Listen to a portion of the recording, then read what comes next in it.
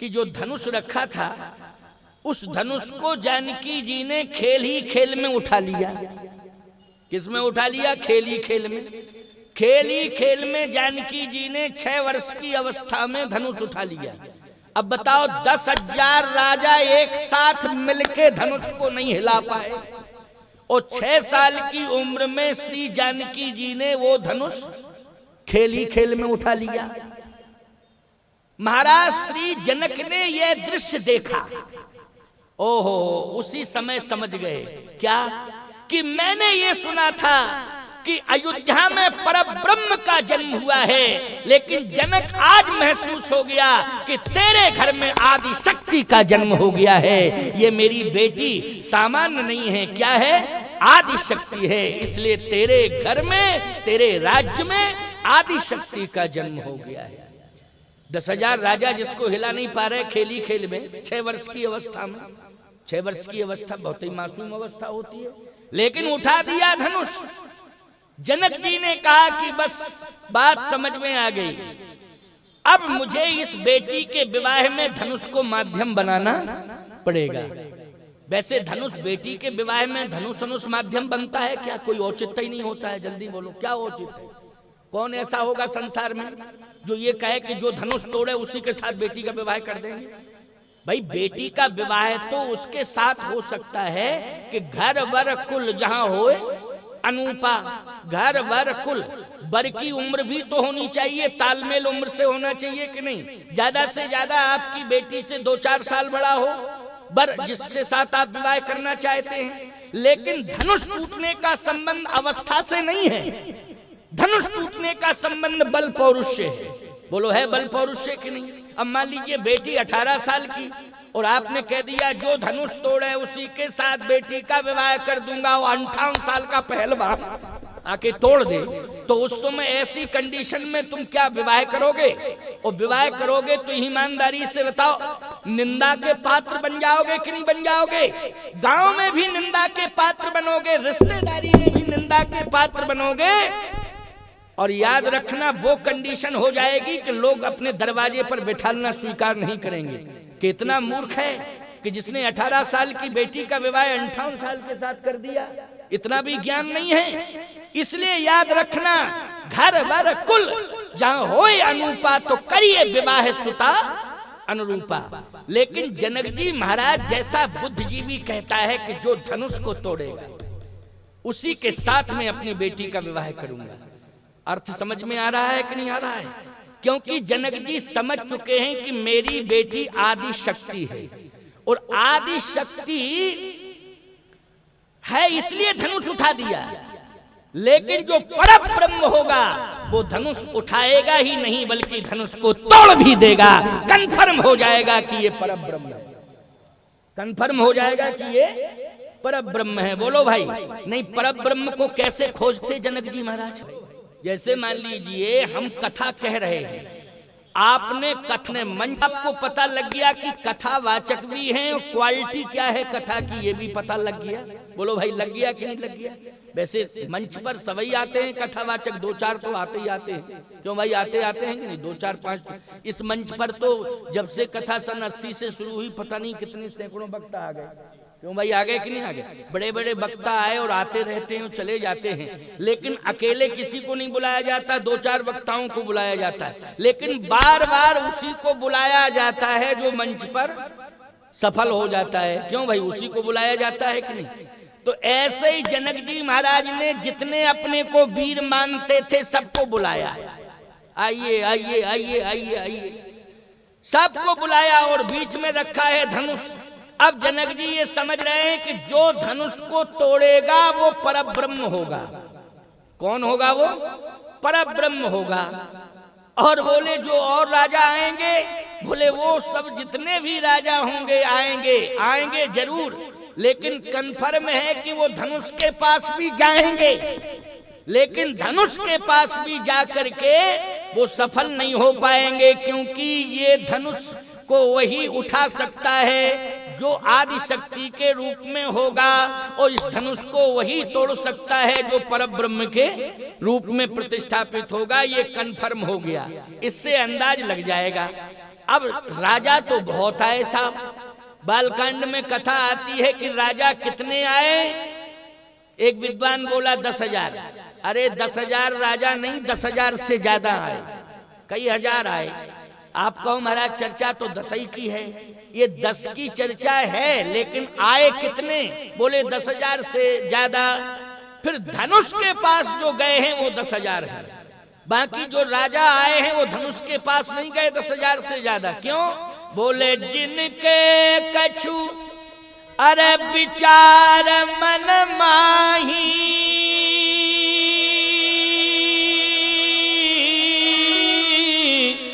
ओ चाप समीप महीपन जाही। बोले जो विचारवान राजा थे, जो ये मानते थे कि आज हम जनकपुर में आए हैं तो ये मेरा सौभाग्य है, क्योंकि मुझे आदि शक्ति माँ का दर्शन भी हो रहा है और परम पिता परमात्मा का भी दर्शन हो रहा है। इसलिए जगत पिता रघुपति विचारी, और भरी लोचन छवि लेहु निहारी। ये साधारण नहीं है, ये जगत पिता हैं जो बैठे हैं। इनका दर्शन करो और अपने दुर्भाग्य को सौभाग्य में बदल लो। ये जगत पिता बैठे हैं। भगवान राम को देख करके वो साधु राजा, जो सज्जन राजा थे, वो कह रहे हैं, अब ईमानदारी से बताओ, उन राजाओं का दृष्टिकोण पवित्र है कि नहीं?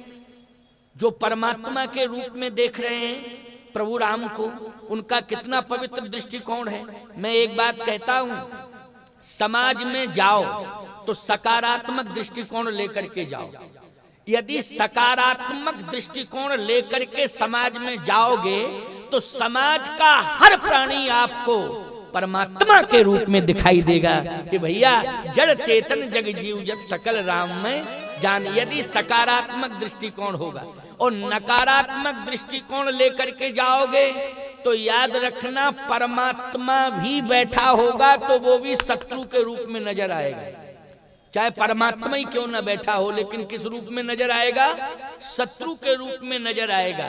इसलिए जो साधु राजा थे उन्होंने भगवान राम को परमपिता परमात्मा माना, लेकिन जो अहंकारी राजा थे, जिनकी नकारात्मक सोच थी, उन्होंने भगवान राम को शत्रु माना। क्या माना? ये तो शत्रु है। संसार में शत्रु और मित्र का भाव राम कथा सुनकर के ही समझा जा सकता है।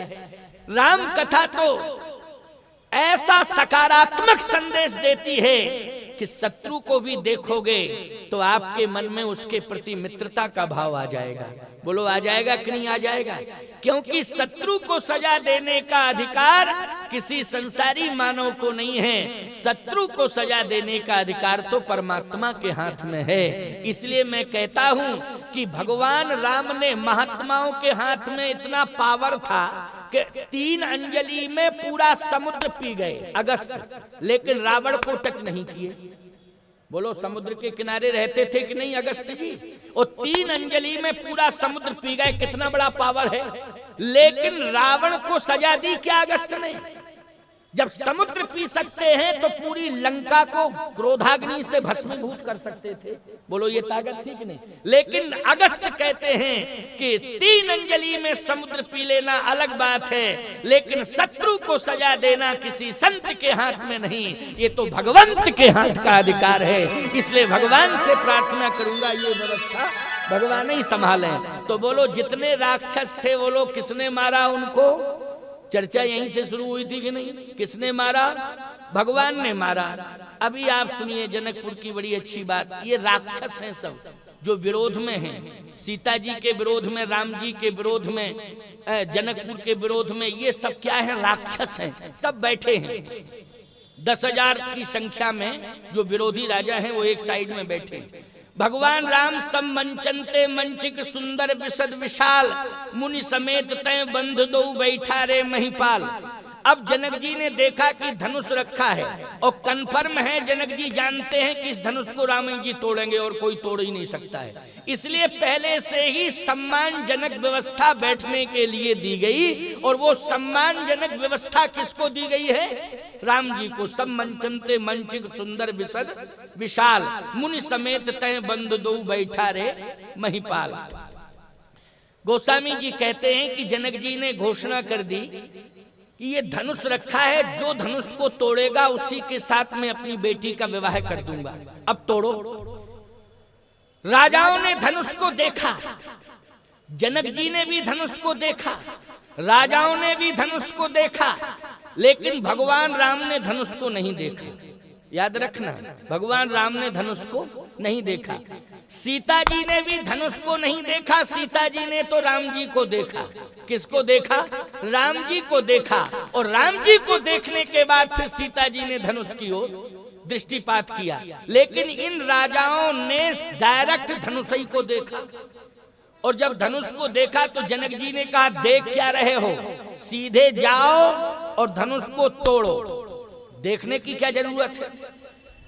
उन राजाओं ने कहा कि अभी हम मूड बना रहे हैं अपना।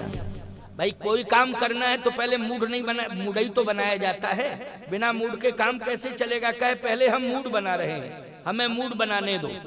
जनक जी ने कहा, अरे मूड ही बनाते रहोगे कि बैठे रहोगे? जल्दी धनुष के पास जाओ, धनुष को तोड़ो। तो एक राजा बोला, हमारा मूड बन गया। जो मूर्ख था फर्स्ट नंबर का, उसने कहा हमारा मूड बन गया। जनक जी ने कहा मूड बना है तो जल्दी जाओ। और जैसे ही जाने लगा तो बगल वाला बोला, रुको रुको, तुम्हारी उम्र ज्यादा हो गई, तुम ओवर एज हो गए हो, तुमको शर्म आनी चाहिए, तुम बेवकूफ आदमी हो क्या मूड बना रहे हो? अरे उम्र भी तो देखो कि उम्र क्या है? और मूड बना रहे हो, कम से कम विचार तो करना चाहिए। अरे मूड बना रहे हो, मान लो मूड में आया, धनुष तोड़ दिया, तो विवाह जनक जी को मजबूरी में तुम्हारे साथ करना पड़ेगा, लेकिन उम्र भी तो देखो, उम्र का तकाजा। उस राजा ने कहा कि देखो उम्र क्या, हमारी पत्नी ने हमको रोका था कि मत जाओ मत जाओ, लेकिन मैंने कहा नहीं, सारी दुनिया को ये बता देना चाहता हूँ कि मेरी भुजाओं में कितनी बड़ी ताकत है कि वज्र से कठोर में धनुष तोड़ रहा हूँ, और जब धनुष टूट जाएगा फिर मेरा मूड है, मैं विवाह करूँ न करूँ ये तो मेरे मूड के ऊपर है, लेकिन ये तो बता दूंगा कि देखो मेरी भुजाओं में कितनी ताकत है कि मैंने धनुष तोड़ दिया। वो नहीं माना। जनक जी ने कहा मूड मत देखो, जाओ जल्दी धनुष के पास। और जैसे ही धनुष के पास पहुंचा, धनुष को छू तक नहीं पाया। जैसे ही प्रयास किया तो उसमें तो पावर था, पावर, और जैसे ही प्रयास किया तो एकदम पसीना निकला, बोला हार्ड ही फेल होने वाला था। इसमें बहुत बड़ा पावर है। छूते ही जैसे ही स्पर्श करने की कोशिश की तो एकदम पसीना निकल गया। इसका मतलब है कि धनुष जीवंत अवस्था में है। कैसा है? जीवंत अवस्था में है प्यारे।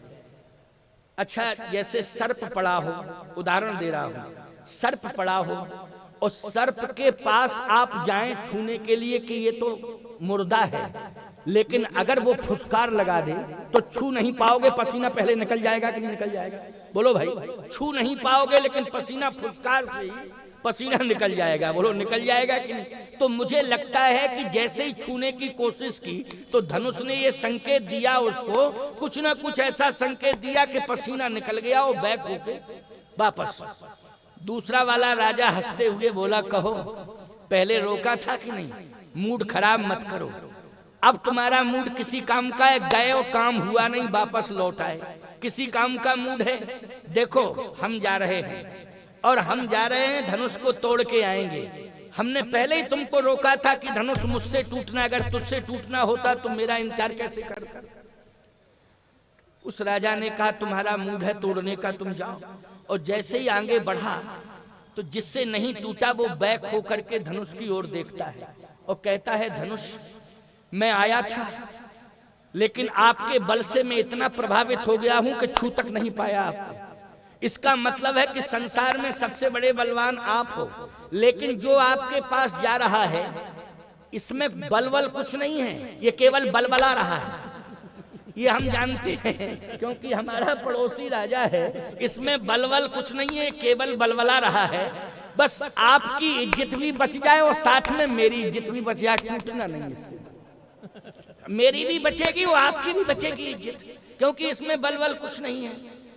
बस इतनी मेरी प्रार्थना है कि इससे टूटना नहीं। राजा दूसरा गया और धनुष के पास जैसे ही पहुंचा तो जो कंडीशन पहले वाले राजा की थी वही कंडीशन दूसरे वाले राजा के साथ जुड़ गई। एकदम जैसे ही स्पर्श करने की कोशिश की, पसीना आ गया, पसीने से लथपथ हुआ और बैक होकर के बोला प्राण बचे तो लाखों पाए। प्राण ही बच गए यही बहुत है, नहीं मरे गए होते। वास्तव में इसमें करंट सिस्टम है, बहुत खतरनाक है। अगर छू देता तो निश्चित है कि मर जाता, बच नहीं सकता था। अब वो भी लौटा। तीसरा जब जाने लगा तो वो दोनों मिलके कहते हैं कि दो की दशा क्या हुई है, तुम क्यों अपनी दशा खराब कराने जा रहे हो, इसलिए तुम ही मान जाओ। लेकिन बारी बारी से ये सब राजा गए, उनमें 10,000 आप कहो महाराज 10,000 क्यों गए, 10,500 क्यों नहीं गए, 11,000 क्यों नहीं गए, 9,000 क्यों नहीं गए, 10,000 क्यों गए?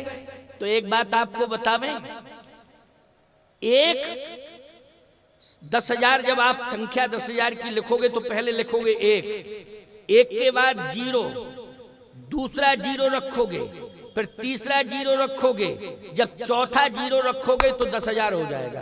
क्यों भाई? एक के नीचे 4 0 बनाओगे तो कितने हजार हो जाएगा? हमारी समझ में 10 ही होना चाहिए।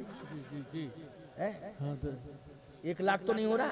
नहीं। हाँ, तो इसलिए हाँ 10,000। अब आप देखना 4 0 में ही 10,000 होता है, 3 0 में 10,000 नहीं होगा, 1,000 होगा कि नहीं होगा? और 2 0 में 100 होगा, 1000 नहीं होगा। लेकिन 4 0 में 10,000 हो जाएगा। इसका मतलब जानते हो? 4 का मतलब होता है समाज। 4 का मतलब क्या होता है? समाज। जैसे 2 व्यक्ति आपस में लड़ रहे हों और यदि सुलह नहीं हो रहा है तो फिर दोनों कहते हैं कि ना हम तुम्हारी मानेंगे ना तुम हमारी मानो, 4 लोग जैसा कहें वैसा मानेंगे। अर्थ आ गया समझ में कि नहीं? 4 लोग जैसा कहें। 4 का मतलब है पूरा रायबरेली। बोलो माना जाता है कि नहीं? 4 मानी समूह, समाज। लेकिन आप देखना 10,000 के अंक में एक 4 को 0 मान रहा है। बोलो एक 4 को क्या मान रहा है? 0। इसका मतलब है कि एक व्यक्ति अपने को हीरो मान रहा है और 4 को 0 मान रहा है। अभिमानी व्यक्ति के यही लक्षण है कि जो पूरे समाज को 0 माने और अपने को हीरो माने। यही अभिमानी के लक्षण हैं। कन्फर्म हो गया कि नहीं? ये अभिमानी के लक्षण हैं कि अपने को हीरो माने और पूरे समाज को क्या माने? 0। ये है अहंकारी की पहचान। इसलिए राजा तो बहुत थे, लेकिन ये 10,000 राजा थे, ये अहंकारी थे। ये अपने अपने को बलवान मानते थे, समझ रहे हो कि नहीं? लेकिन 10,000 राजाओं के अभिमान को नष्ट कर दिया भगवान शंकर के धनुष ने। बोलो भाई, किसी ने छू नहीं पाया। अब जनक जी ने कहा कि आप बैठे क्यों हो? लोग कहते हैं जनक जी को क्रोध आया। मैं कहता हूं क्रोध नहीं आया। जनक जी की भाषा को समझ करके ऐसा मत मानना कि क्रोध आया। गोस्वामी जी कहते जनक जी ने यही तो कहा, तजहु आस निज निज ग्रही जाहू और लिखा न विधि बई देहि विवाहु। अब बैठे क्यों हो? अपने अपने घर जाओ, क्योंकि विधाता ने वैदेही का विवाह है। लोग अर्थ ये करते हैं कि भाग्य में नहीं लिखा। इसका अर्थ यह है कि जनक जी कह रहे हैं विधाता ने मेरी बेटी वैदेही का विवाह तुम्हारे भाग्य में नहीं लिखा है, तुम 10,000 के भाग्य में नहीं लिखा। ये अर्थ है इसका। फिर किसके भाग्य में लिखा है? बोले जहीं बिरंच रच सीय संवारी और तहीं श्यामल बर रचऊ बिचारी। विधाता ने वैदेही का विवाह सुनिश्चित कर दिया है। जहीं श्यामल बर रचऊ बिचारी। अच्छा, श्यामल बर, जबकि एक श्यामल है और दूसरे गोरे हैं। गोरो हैं कि नहीं? गोरे कौन है? लक्ष्मण जी हैं। और सांवले कौन है? राम जी हैं। लेकिन कहीं श्यामल बर रचऊ बिचारी, इसका मतलब है कि श्यामले सांवले राम जी हैं, बर सांवरो जानकी जोगू। इसलिए विधाता ने जो लिखा है विवाह वो सीता जी का राम जी के साथ लिखा है और राम जी का सीता जी के साथ संयोग बनाया है। ये तुम जितने भी बैठे हो किसी के साथ वो संयोग है ही नहीं, इसलिए बैठे क्यों हो? अपने अपने घर जाओ, अपने अपने घर जाओ। राजाओं ने कहा कि हम घर क्यों जाएं? जनक जी ने कहा इसलिए कि तुम धनुष को नहीं तोड़ पाया, बैठे बैठे क्या कर रहे हो, जाओ अपने अपने घर, अपने अपने घर जाओ। राजाओं ने कहा कि हम धनुष नहीं तोड़ पाए, लेकिन हम इसलिए बैठे हैं कि उसका इंतजार कर रहे हैं कि अब धनुष तोड़ता कौन है। जनक जी ने कहा क्या करोगे तुम? राजाओं ने कहा कि जो धनुष तोड़ेगा उसको हम बांध के डाल देंगे। अब बताओ ऐसी कंडीशन में जनक को क्रोध आना चाहिए था कि नहीं आना चाहिए था? बोलो कि जो धनुष को तोड़ेगा उसको हम बांध के डाल देंगे, और यदि जनक तुम सहायता करोगे तो हम सब मिलकर के तुम्हारे ऊपर भी बार प्रहार करेंगे, तुमको भी नहीं छोड़ेंगे। बोलो ऐसी कंडीशन में जनक जी को क्रोध आना चाहिए था कि नहीं? लेकिन शिक्षा क्या मिल रही है तुम लोगों को? तुम सबको यही शिक्षा मिल रही है कि बेटी के विवाह में अगर अपरिपक्व मस्तिष्क के लोग आ जाएं और किसी नशेड़ी भाषा में व्यवधान फैलाने की कोशिश करें तो उस समय आपको क्रोध नहीं करना चाहिए, उस समय बोध से काम लेना चाहिए और अपनी बेटी के विवाह को सानंद संपन्न कराना चाहिए। उस समय क्रोध की जरूरत है कि बोध की? उस समय बोध की जरूरत है। महाराज श्री जनक ने बोध का परिचय दिया है। जैसे ही राजाओं ने कहा कि जो धनुष तोड़ेगा उसको हम बांध देंगे, बांध के डाल देंगे, और जनक यदि तुम भी आओगे सामने तो फिर तुमको भी सबक सिखाएंगे, हम सब 10,000 तुम्हारे ऊपर आक्रमण करेंगे। ऐसी कंडीशन में जनक जी को सेना को आदेश देकर के उन राजाओं का बहिष्कार कराना चाहिए था, लेकिन नहीं, जनक जी महाराज कुछ नहीं बोले। जनक जी सोच रहे हैं बैठा रहने दो इनको, क्योंकि जनक जी महाराज को ये पता है कि विवाह मेरी बेटी का हो रहा है और विवाह सामान्य बेटी का नहीं, आदि शक्ति बेटी का हो रहा है और ब्याहने के लिए परब्रह्म परमात्मा आया है। जब भी कभी किसी बेटी का सामान्य से सामान्य बेटी का विवाह होता है तो उस समय उस व्यवस्था को बेटी का बाप नहीं संभालता है, बल्कि उस व्यवस्था को तो स्वयं परमात्मा ही संभालता है। और यहाँ मेरे दरबार में परमात्मा स्वयं बैठा हुआ है, इसलिए इस विवाह की व्यवस्था हमारा अस्त्र शस्त्र नहीं संभालेगा, इस विवाह की व्यवस्था तो स्वयं परब्रह्म परमात्मा संभालेगा। इसलिए इस बात पर यकीन कर लेना रामचरितमानस के प्रेमी श्रोताओं कि जब भी बेटा बेटी का विवाह करो उस समय क्रोध को दूर कर देना, बोध को स्वीकार कर लेना, और उस समय संपूर्ण व्यवस्था को परमात्मा के भरोसे छोड़ देना चाहिए, क्योंकि परमात्मा ही सक्षम है, परमात्मा ही सामर्थ्यवान है। महाराज श्री जनक ने यही किया। अब 10,000 राजा एक साथ बैठ गए, अपनी अपनी तलवारें हाथ में लिए। महाराज श्री जनक ने कहा ब्रह्मा विलंब किस बात का हो रहा है? तो वो विधान में विलंब कैसा, विधान पूरा होना चाहिए। ब्रह्मा जी ने कहा कि विधान पूरा तो होता है लेकिन जब समय आ जाता है तब पूरा होता है, क्योंकि कोई भी कार्य होता है पूरा वो समय से ही होता है कि नहीं होता है। और ब्रह्मा जी ने कहा थोड़ा समय का इंतजार कर लो, बस समय का इंतजार करोगे तो निश्चित रूप से कार्य पूर्ण होगा। जनक जी इसमें सोचने की आवश्यकता नहीं है। अब विचार करना समय कब पूरा हुआ? बोले विश्वामित्र अरे समय शुभ जानी, ओ बोले अति सनहि में बानी।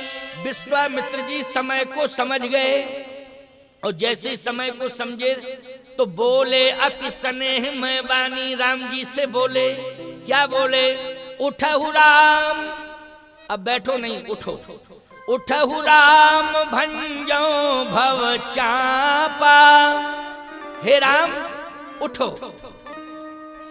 धनुष को तोड़ो और जनक के संताप को दूर करो। उठहु राम भंजो भव चापा, उमेटहु तात जनक परितापा। हे राम उठो, धनुष को तोड़ो और जनक के संताप को दूर करो। समय जब आया तब विश्वामित्र जी बोले।